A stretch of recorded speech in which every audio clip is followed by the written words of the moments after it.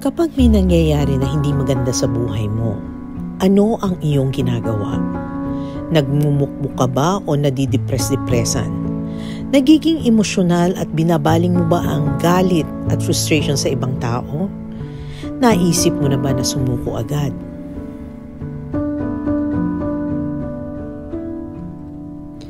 Naitanong mo na rin ba sa sarili mo kung bakit nangyari ito?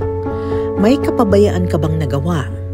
Nakampante ka ba masyado at di naisip o nakapaghanda man lang sa eventualities? Nanisi ka rin ba ng iba imbis na tumingin deep within yourself? Panay turo ka ba ng kamalian ng iba at hindi tinitignan ang sarili mong nagawa? Dig deeper. May kontribusyon ka sa failure na iyong dinadanas at ang sagot ay nasa iyo lamang.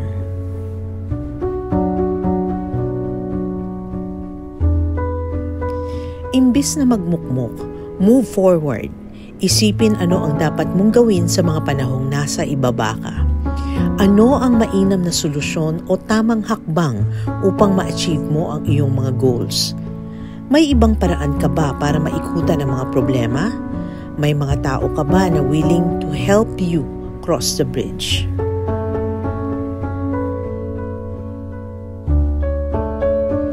Hindi ito ang panahon upang umiwas o mag-deny ng mga kamalian. Instead, acknowledge what you have and have not done. Huwag pairalin ng pride. Alisin ang yabang.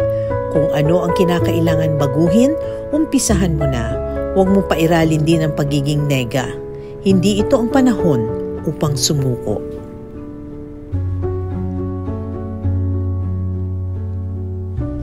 Lahat tayo ay nagkakamali at one point in our lives. Lahat tayo ay nakakaranas ng pagkabigo sa buhay. It is just a matter of moving on and tuloy lang ang pakikibaka sa buhay.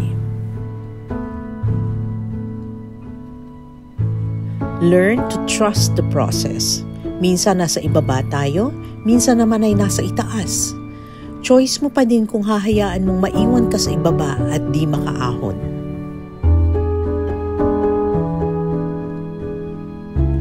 Mag-isip, maging mapanuri, ikontrol ang emosyon, maging humble, maging forgiving, anchor yourself with something to look forward to. Make the right choices. Maniwala ka sa proseso, maniwala ka sa iyong kakayanan. Hope and hold on to faith. Matapos ang buhos ng ulan, tiyak sisikat din ang araw. Higit sa lahat, pray and thank God for the lesson.